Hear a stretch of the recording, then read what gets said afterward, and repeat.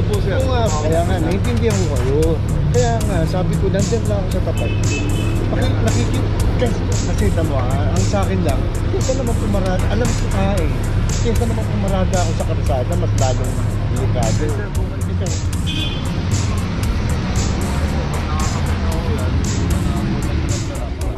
Na kung saan pwede tayo magparada. Ngayon po, 2023 na, sumunod po tayo sa batas trapiko. Huwag po tayo maging pasaway. Yun lang po, salamat.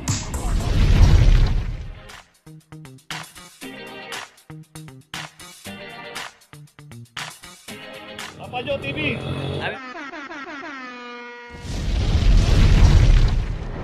Location natin, J. Barling, in between ng Picampa at Alfonso Mendoza. Dito dalawang sasakyan, isang Jeep at saka isang Nissan MB350.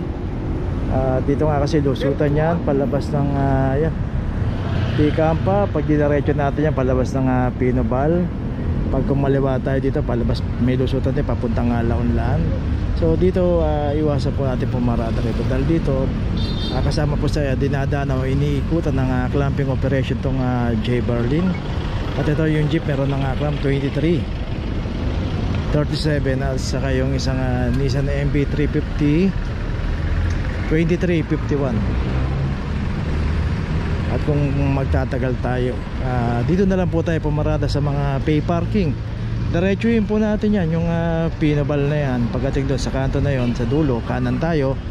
Both side pay parking yon. At merong parking attendant. Maraming parking attendant doon kasi mahaba yung Pinobal na yon hanggang Espanya. So pay parking yon. Doon, di tayo mahuhuli rin. Basta wag lang tayo magdo-double parking. At wag lang tayo mag-i-street corner. Always makipag-ugnayan tayo sa mga parking attendant doon. Magbayad tayo ng parking, kung magkano yung kaukulang parking nila ron, at magpa-issue tayo ng ticket.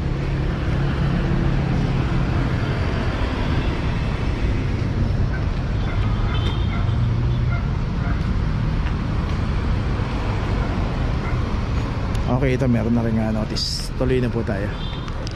Location natin, Reten Street Corner, San Antonio. Dito naman yung isang jeep na biyaheng Divisoria, Gastambide, Moraita. Dito nga one side parking lang at ang pinaradahan ng jeep bawal dito, dapat sa kabila ka lang pwedeng pumarada. Ito meron na rin clam number 2374. Hoy, sige. Pare.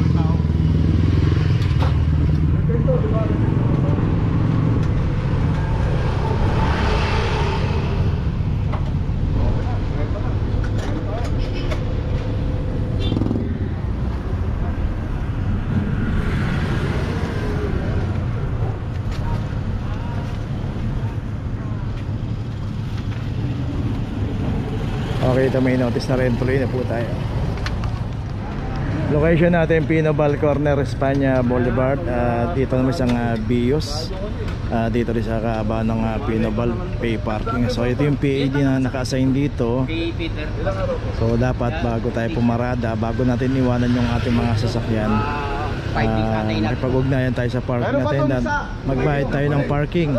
Kasi lahat po ng nakaparada rito, both side, nagbabayad po ng parking. So dito maraming parking attendant, hati-hati sila rito. So dito sa area na to, siya yung nakakasakop. So meron pang ipapaklam doon, kaso ibang PA natin yung nakakasakop. Pupuntahan po natin. So ito meron ng aklam 2370. At puntahan pa natin yung isa rito.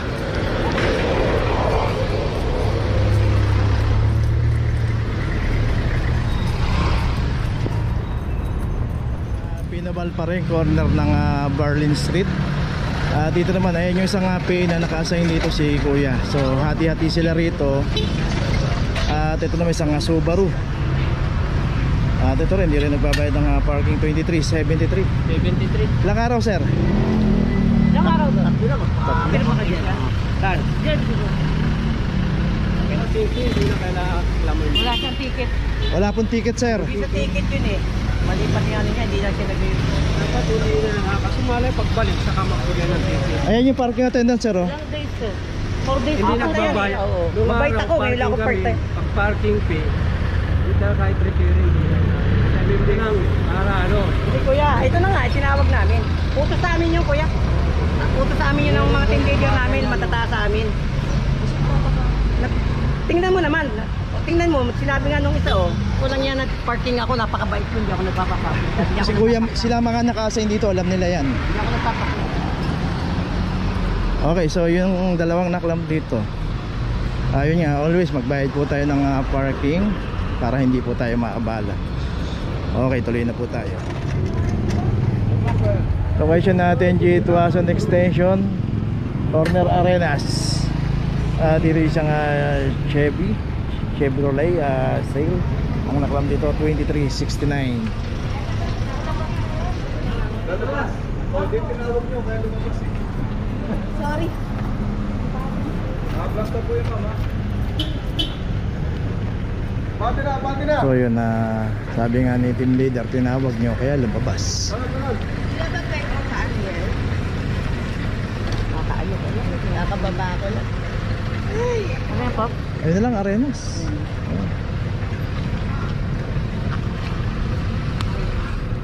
Okay, so yun, lalagay na yung notice. Saka yung iba pang nakapark din dito na walang driver. So usually ganyan talaga yung nangyayari during operation. Kasi yung mga community nila rito, yung mga kaibigan, kapitbahay, tatawagin yung may-ari ng sasakyan, dumating na yung clamping. So ang tanong dyan, kung hindi dumating yung clamping, wala pong mangyayaring alisan ng sasakyan. Kaya sana madisiplina na tayo. Pagka alam natin bawal, huwag na natin isapalaran pa. May konting sakripisyo dahil kung halimbawa wala talaga tayong garahe, hanap tayo ng pay parking, medyo lalakad tayo ng konti. Kaso kung ayaw din natin, sakripisyo tayo, sugal tayo na makipagsapalaran kung darating ang clapping nila. Ito 2350 sa Innova at meron na rin notice. At saka yung isang sasakyan doon na pending, makikita natin na hindi pa rin tumutubos. So nilagyan na ng notice sa subject for towing. Pagka hindi pa rin tumubos ng maghapon yan, tatawag na po sa towing yan. Okay, tuloy na po tayo. Location natin Tayuman Corner Abad Santos. Isang Honda Civic naman dito. Dito pa nakaparada sa may ilog dito, merong tulay. Ito meron na rin ang clam number 2369.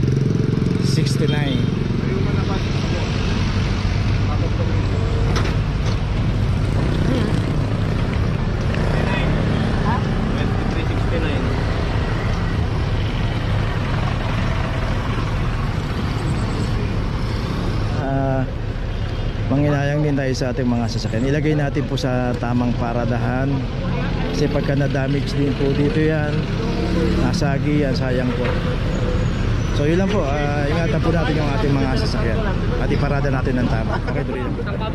Okay, dito ngayon tayo sa Tomas Mapua pa rin, corner ng Lorenzo. At dito naman isang taxi. Ang kita natin yung pagkakaparada ng taxi, nakabalagbag na rito, hinarangan na yung bangketa at hinarangan na rin, nakalabas na rin dito sa kalsada yung likuran nito. At ito meron na rin ang clam number 2341, sorry. Dito makikita natin yung isang high ace. Ito pinapayagan na yan kasi makikita natin pagkakaparada nito. Basta tong way na to, yung daanan ng tao, madadaanan pa siya. So pagka ganito naman, hindi nakita nyo naman, hindi naman po na-clamp yan, hindi na hinuli yan. Dito lang sa taxi na kita natin pagkakaparada nito. Okay, yun, may notice na rin.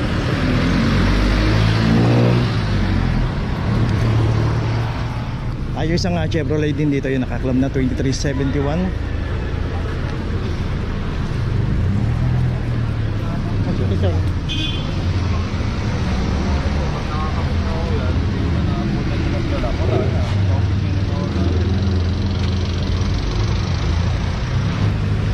Okay, ito may notice na yung Chevrolet. Kaya mas mainam po talagang gusto natin makaparada. Kagaya ka po ng ginagawa ng iba rito na may permit. So talagang kailangan lang mag-sacrifice. Ayan, hindi po natin pinupush yan. Ngayon, depende na ako sa kanila kung kukuha sila ng permit sa city hall. Ulitin po natin, subject for approval yan. At ang mag-approve niya na city hall po. Ito may clam na rin yung Isang Hyundai rito, isang Hyundai Accent 2337. Okay, ito may notice na rin.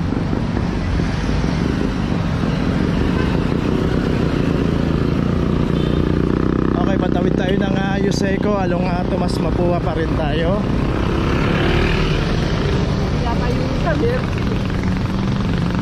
Okay, marami pa rito. Ito yung surprise, no? Nagulantang na naman sila kasi nga akala nila hindi na dumadaan ng operation dito kasi sa dami po ng iniikutan. Hindi lang naman po isang area o isang lugar yung iniikutan ng clamping operation. Kaya dito dumaan na naman dito at ito may mga naklam. Isang L300 0024.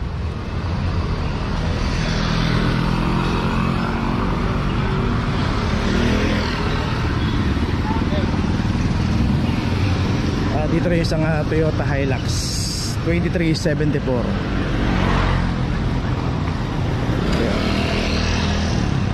So ito pa yung dalawa.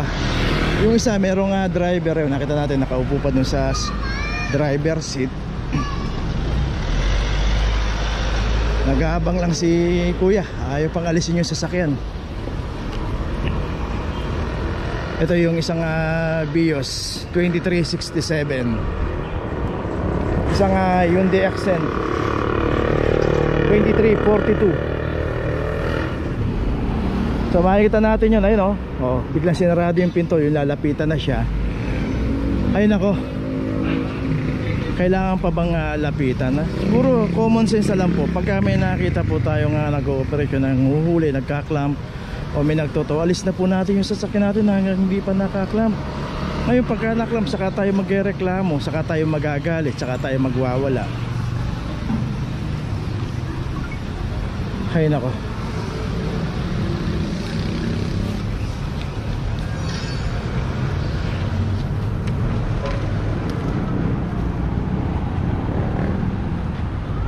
Okay, itong Accent meron na rin nga notice. So yun ang ginagawa, yung BIOS na lang.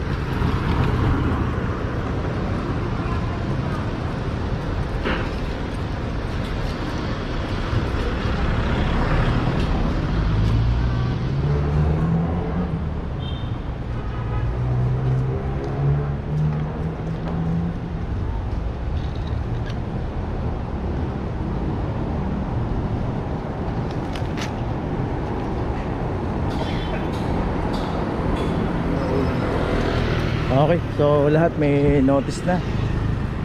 Tuloy na po tayo. Ayun, pag dinaretso po natin yun, yung dulo na yun, napalabas na unang tayuman yun.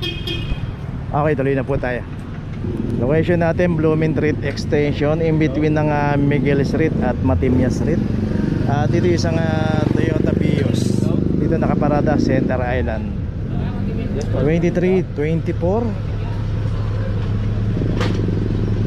Dito nga yung paboritong paradahan. Maraming puno sa Center Island at sarap parada, kaya ma-limit pagka dumadaan ng operation dito. Palaging may nahuhuli.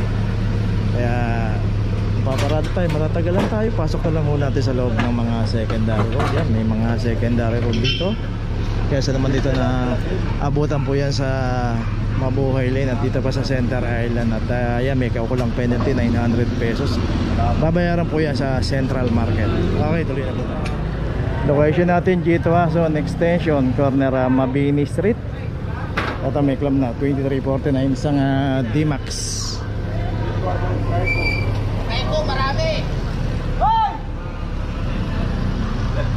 So yun, tinatawag din ni kuya yung may-ari ng sasakyan, pero dito mo. Ay, kay ko. Sa Central Shop, dali mo yung papel. Tapos pag na-settle mo yung penalty, may pupunta na kamo. Address na nga, basta mapunta mo. Kasi naka-area yung matatanggal na rin. May mga tinatanggalan. okay, ito may notice na rin. Ayun talaga, maghahabol ka talaga pagka naklam ka. Hello. Okay, lalagay lang na kumpleto yung address. Okay, tuloy na po tayo. Location natin, Dapitan, corner Maceda. At ito isang Hyundai Accent, nakram dito. 2372 at dito nakaparada sa bangketa. Dito nga sa kahabaan ng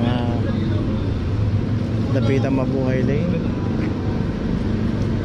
Ito lang, pinukuha ko nga lang eh. Hira naman. Ang dali nga. Buta sanda. Brad, pipikapin ko lang. Sabi niyo po. Pipikapin ko lang.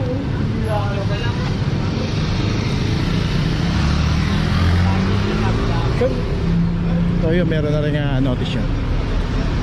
Pipikapin ko lang yung talaga ng aso. Baka naman po. Sandali mo. Sandali mo lang.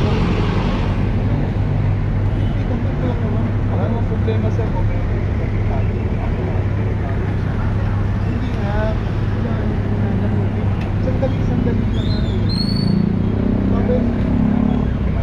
Paano naman senior naman ako? Pakialam na Hindi sir, hindi. Paano na lang po natin sa iba? Hindi ba? Pag-awit pa ako. Kaya nga na. Alam niyo naman po ang protocol natin sir. Oo nga. Pero napaka-isip panahon lang naman. Hindi nga pa. Kaya nga ako nakikiusap. Kaya nga sir. Pasensya na po sir, hindi ko po mapapapa kayo. Sana maintindihan niyo po sir. Oo nga, kaya nga, naiintindihan ko kayo. Kaya nga, sabi ko, nandyan lang ako sa tapat. Kasi tama, ang sa akin lang, kesa naman pumarada, alam ko nga eh, kesa naman pumarada ako sa karsada, mas lalong delikado. Eh sir, kung may pinikap sir, bakit hindi ko ihasan yung para alam namin na Pipikapin mo naman. kaya nga ho eh, hindi namin alam nga kung sino po may-ari niyan. Konting. Ganito na lang sir, puntahan na lang po natin sa sentral, magpakilala na lang po tayo. Ganun pa yung nga. Bawal po sa amin talaga sir. Konting diferensya lang eh. Simpleng pakiusap. Kasi nga ako din ako. Kaya nga ako nagtagal kasi nga. Naiintindihan ko yung sinasabi mo sir, kaso lang, bawal na po sa amin tanggalin. Bawal na po sa amin tanggalin. Ako naman po matatagal sa trabaho niya sir. Hindi nga kasi. Sa inyo sir, sa inyo oo. Eh sa akin sir, paano naman ako sir? Kaya nga, puntahan na lang natin sir. Kung na lang po tayo. Okay na tayo. Inday. Alay, sabay tulak ha. Okay, dito na ngayon tayo sa opisina ng clamping sa impounding dito sa Central. Dito na po nagtatapos ang ating vlog. Maraming salamat po sa mga subscriber, sa mga viewers, sa mga napadaan po sa ating channel. Maraming salamat po sa mga suporta nyo. Sa mga hindi pa po nakakapag-subscribe, subscribe na po tayo mga kabayan. Maraming salamat po. Mabuhay!